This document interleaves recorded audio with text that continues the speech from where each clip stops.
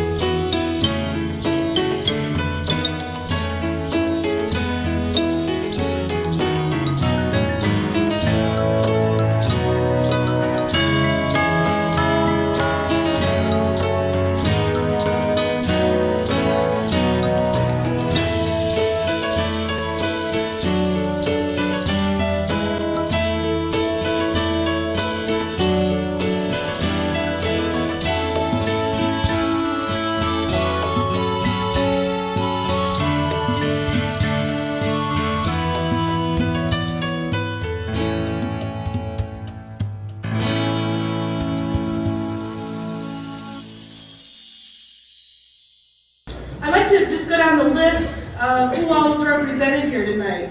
What an awesome list we have. We have people from the Mayville Fire Department,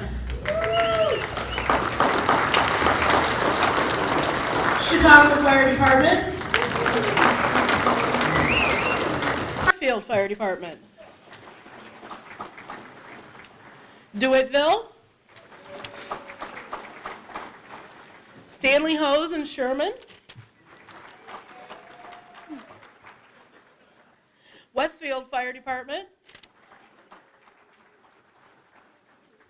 We have Rick Cole, our 2nd Battalion Coordinator. We have representatives from the Sheriff's Department.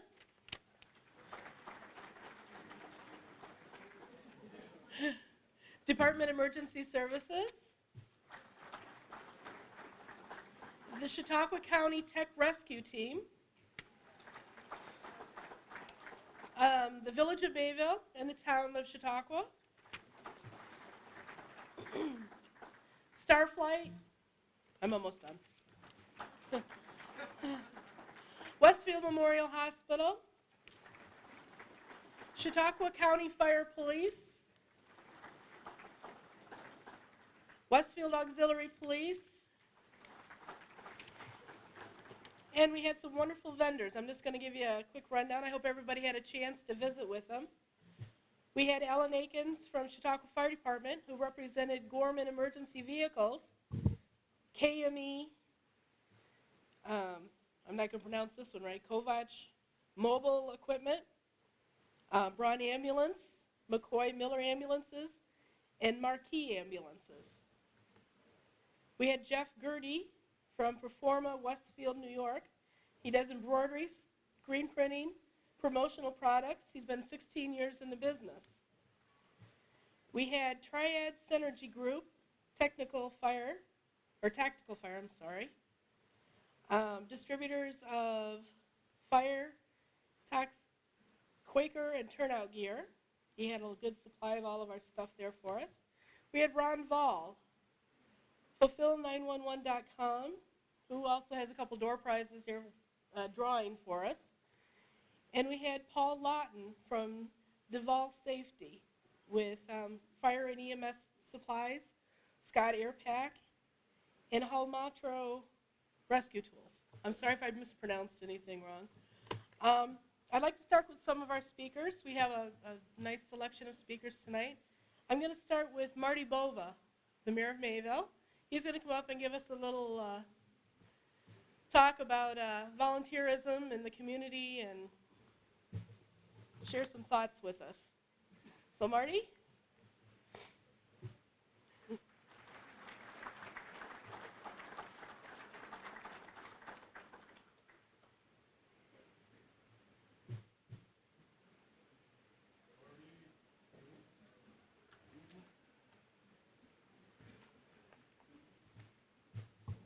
Good evening. I was kind of sitting around today. It was not a very good day to be outside, and I was just trying to think of something to talk about. And the thought came through my mind that we all the time talk about what volunteer fire departments save the communities, but has anybody ever really taken the time to look at it and put the numbers down on paper? So I did a little internet research, and this is what I have to offer. The average pay scale for a paid fireman, as obtained today from Google, and these are 2008 statistics, on the low end of the scale, for a first-year fireman, it's $36,073. For a top step fireman on the low end of the scale, it's $52,211 a year. Up on the upper end of the scale, it goes all the way up to $95,000. So what I did was I took the middle of the road amount, $42,769, which works out to about $20.57 an hour. So then I started thinking, well, how are you going to determine how many firemen you need? So I found a study that was done by a gentleman by the name of J. Curtis Verone from Providence, Rhode Island. And the first question I asked or looked up is, are there any nationally recognized staffing standards for fire departments? And in his study, I found that the earliest recommended staffing levels were promulgated by the organizations such as ISO and the National Board of Fire Underwriters. And they were viewing staffing primarily as firefighting efficiency, and they didn't really give a whole lot of consideration to safety. The national standards called for a minimum 6-person engine companies and 7-person ladder companies. And the study goes on. It was very long. It was like 30-some pages long, so I only took excerpts from it.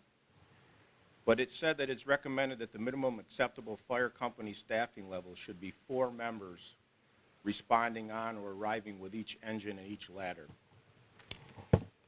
Study goes on to say that the International Association of Fire Chiefs, among others, advocated the position that staffing was a matter of local concern that could only be addressed by considering local conditions. Nevertheless, the research found that the minimum staffing standard should be at least 4 people on a responding engine or a ladder company. So why did I do this? Because I'm trying to figure out what it would cost if a village had to pay a fire department. So I took their statistics and I plugged it into just a 4-man paid department. And when you start looking at the numbers, it's mind-boggling what we as volunteers, you guys, are saving these communities every single year. What I decided to do was break it into 8-hour shifts, 4 people per shift, so you need 12 people per day, and then you're going to need 4 people to fill in days off too. So you basically would have to have 16 paid firemen to make up a complement of people that could respond to a call. Could they do everything that we do as volunteers? Absolutely not. There's no way that 4 people can do what 20 and 30 volunteers do. Because first of all, if they're paid like anything else, at the end of the day, you're going to go home. You're not going to go up to the fire hall at 6 o'clock at night to work on a truck or clean a truck or do everything that these guys do night after night, week after week.